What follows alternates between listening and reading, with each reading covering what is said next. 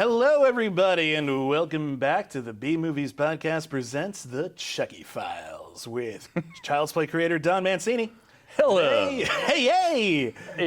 Today we're talking about the 2004 film Seed of Chucky. The last time, he took a bride.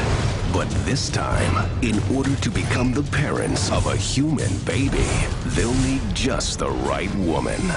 This fall, Chucky's back, and he's delivering us some evil. Seed of Chucky. That's my boy.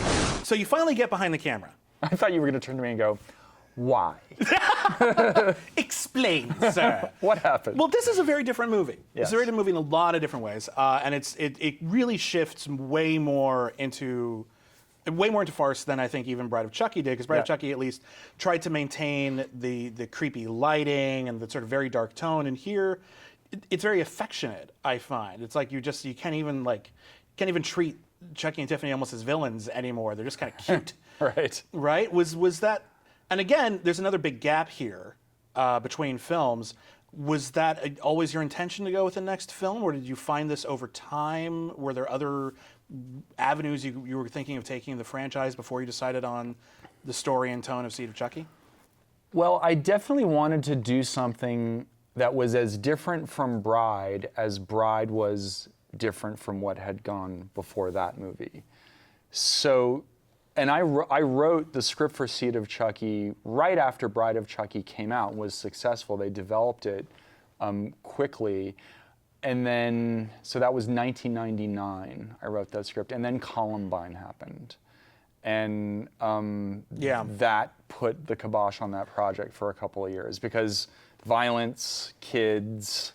Yeah, the sort of influencing a child to violence isn't really funny. The studio got very squeamish about this kind of material. That was also in the same time that they let go of Rob Zombie's movie Devil's Rejects, which originally was a Universal film, and they sold it. But yes, I wanted. Was it Devil's Rejects or House of a Thousand Corpses? I'm sorry, you're right. House of a Thousand Corpses, of course. I wanted to do something very different. I mean, we could have just done another Bride of Chucky, and we could have had Chucky, Tiffany, and the Spawn, whatever it turned out to be, in a relatively naturalistic arena as we had with Bride. Those two kids, Jesse and Jade, Katherine Heigl and Nick Stabile, sort of grounded that movie.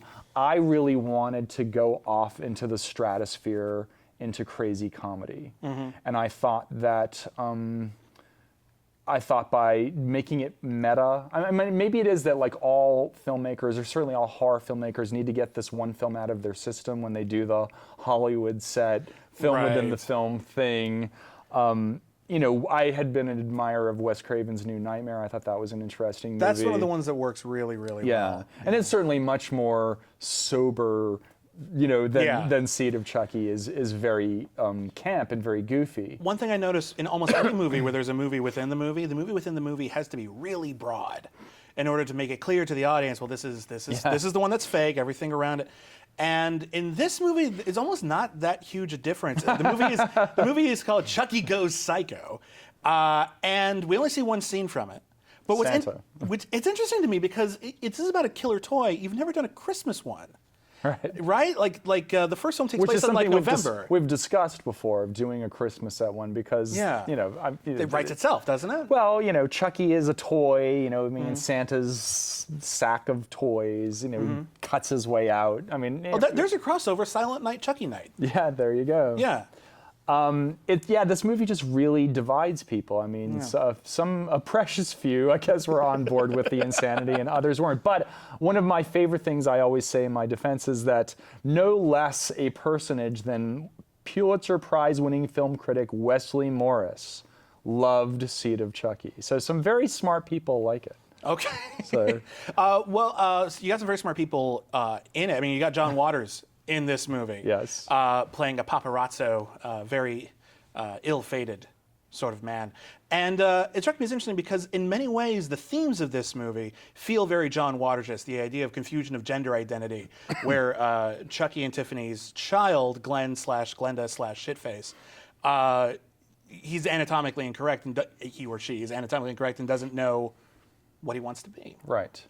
It was kind of De Palma by way, or Hitchcock De Palma by way of John Waters. With just a little bit of Buñuel mixed in there, and maybe some DeMille. No, I love that we're Buñuel, yeah, I don't, DeMille. I was just throwing out names. No, but it's interesting because the opening shot is very De Palma. Yes. You know, or very Halloween anyway as well. But yeah, well, the opening Halloween is much more Psycho. Halloween than De Palma. But where it gets into De Palma land is, it's like Dressed to Kill. I mean, where you've got, but it's also Psycho. I mean, where you've got your protagonist who has the split personality and kills via its female side. Right. So, but with a kind of John Waters comedic treatment of that theme. That's what our intention was. John Waters, I believe it said that he'd always wanted to be killed in a slasher movie. Yes. Did you contact him because you'd heard that, or was this? I did. Okay. I did. Yes. Did he jump at it? He did. Tell me about the conversation. Like, what happened? Well, I had known for years that he was a Chucky fan because Justin Whalen, who played 16-year-old Andy in Child's Play 3, shortly after that he did Serial Mom. And so he told me, he was the first person to tell me that John was a big Chucky fan and that he had a Chucky doll in his bathroom or something. I don't know why Justin was in John Waters' bathroom.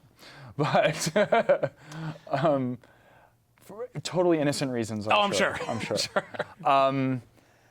So, and then over the years, I saw a couple of interviews where John had been a big fan of Bride of Chucky, and it said like that he really loved Bride of Chucky. I think he was quoted at one point as saying that was his favorite movie of 1998. And so I thought, I have to accommodate him and put him in a movie where he gets killed by Chucky. So I wrote that part for him, and we got in touch with him. I think Tony Gardner, who did the puppet effects in Seed and Curse, and who played himself in Seed of Chucky. Remember, he got his head cut off. Right. He had a prior relationship with John. He had worked on, what was the movie with Johnny Knoxville, the sex movie? That had come out right around the same time as Seed of Chucky. Dirty Shame. He had done Selma Blair's Fake Tits. So Tony put me in touch with John. And John called me the first time I ever talked to him. He was in a prison, visiting a friend of his in prison. So it seemed perfect, because everything about John is always perfectly John Waters-esque. Yeah. So he called me and he said yes, he was on board and he wanted to do it. And I said, fantastic, so excited. And he knew we were shooting in Romania. Or actually, he didn't know at first. He said, I'll see you in Budapest. And I went, no, it's not Budapest, that's Hungary, Bucharest. And he goes, where's that? I said, Romania. And he goes, let me call you back. Fortunately, it worked out. Yeah. Now, Jennifer Tilly wins the Good Sport Award for this film because she plays Tiffany, but she also plays herself, playing, I guess, Tiffany in Chucky Goes Psycho. Well, she's playing. Well, yes, but yeah. Jennifer Tilly playing Tiffany. Yes. Yeah. There's a lot of jokes at her expense. Just having fun. She utterly encouraged. Encouraged. I mean, I wanted to find a way to bring her physically back into the movie because I think she's such a great comedian. I didn't want her just to be the doll. I just thought having her. I was in Bride of Chucky. I think my favorite part of the movie was the first half hour when she's physically in the film. Yeah.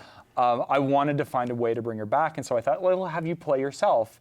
In fact, the original draft, she was far worse. She was just more taking the piss out of herself, and she was much more of an unlikable person, I guess.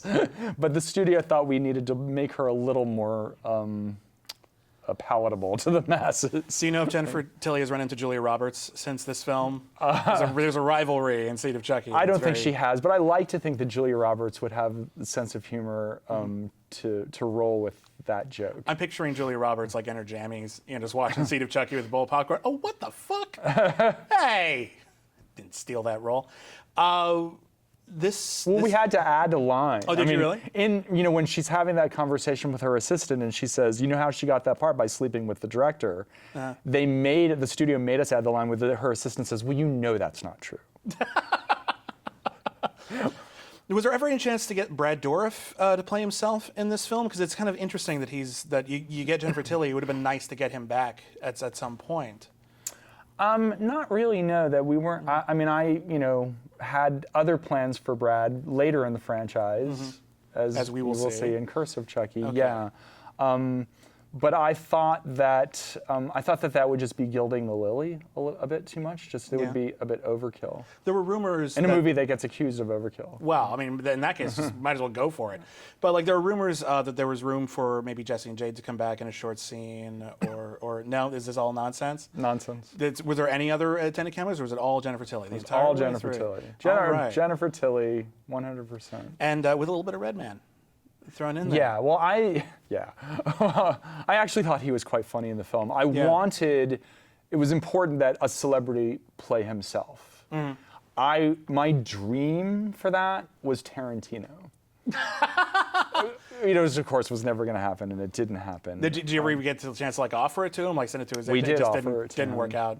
Yeah, I mean, I never spoke to him personally. I've never met Quentin Tarantino. I think I'm way too small fry for him to even pay attention. Well, I'm sure he's watching this right now. I'm sure so if you want to, we can force gump you into the here's film. what I did was I wrote him a letter saying, I can promise you days on end of making out with Jennifer Tilly and a very cool death scene at Chucky's hands and Pino Donaggio doing the score. And I actually thought that would be the thing, if anything, that would get Tarantino to want to do it, was because he loves Pino Donaggio as much as I do.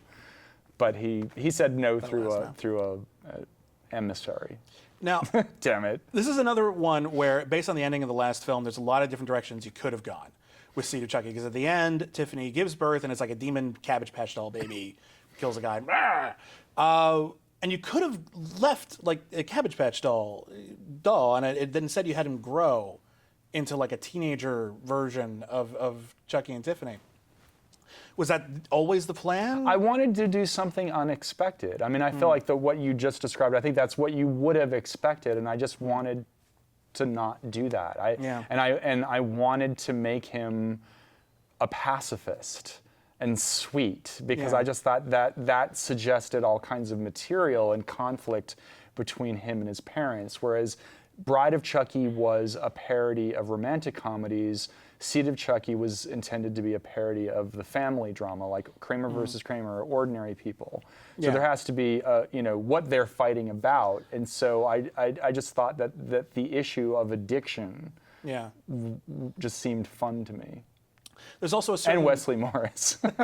There's a certain banality almost to Chucky and Tiffany's relationship in this, where they really do feel very comfortable with each other, bickering over and over again, as opposed to the first one where there was still even more volatile.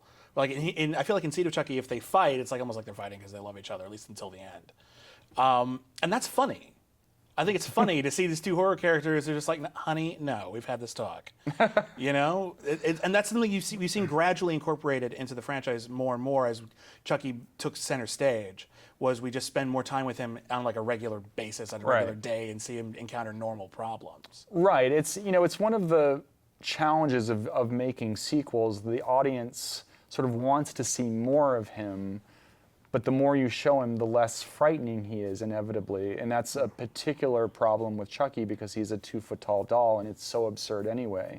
So that's, I think, like, let's just really make it absurd. Let's just really shoot our absurd wad with this. I mean, certainly I wasn't shooting for banal. No, but I know what you mean. I just mean that's like they're like an old married couple. Not so much the situation they're in, just in terms of their relationship together. It's just, this is the way it is now. Right. It's like we're and now together. We've been together for a long time, and now we're raising a kid. I imagine them just hanging out in hell together, just sort of grooving. It's like, oh, now we're in dolls again. An annoying Hitler and Saddam Hussein. I want to see that spin-off. With like them in hell, just like hanging out in like the neighborhood with all the evil people. Well, I actually think that like doing a movie, a Chucky movie in World War II, is something that I thought would be really funny. Where like, because it's like in Raiders of the Lost Ark, where they say Hitler is obsessed with the occult, and then like the Nazis get a hold of Chucky. As a secret weapon. Done. Is there anything you want to say? Because this movie, this is, of all the Child's Play movies, I think this is the one that has if maybe not the fewest fans, but the fans who are the loudest, who don't like it. They're certainly just like, Seed of Chucky. Yeah, I like this movie. I think it's funny. Yeah. But I think that the sin I committed was that I was making a comedy where people wanted a horror movie. And as you suggested, Bride of Chucky kind of successfully walks a line and perhaps satisfies both audiences. And I lost the horror audience with this movie. Never again. Never again. And although when I do that Chucky musical, I just have to be sure to keep it scary, right? Yeah. Sweeney Todd was scary. It was scary. I think you can pull it off. And I think you're going to pull off one more Child's Play film, because tomorrow we're going to be talking about the new release, The Curse of Chucky. And we're going to have a very, very special guest. Stick around.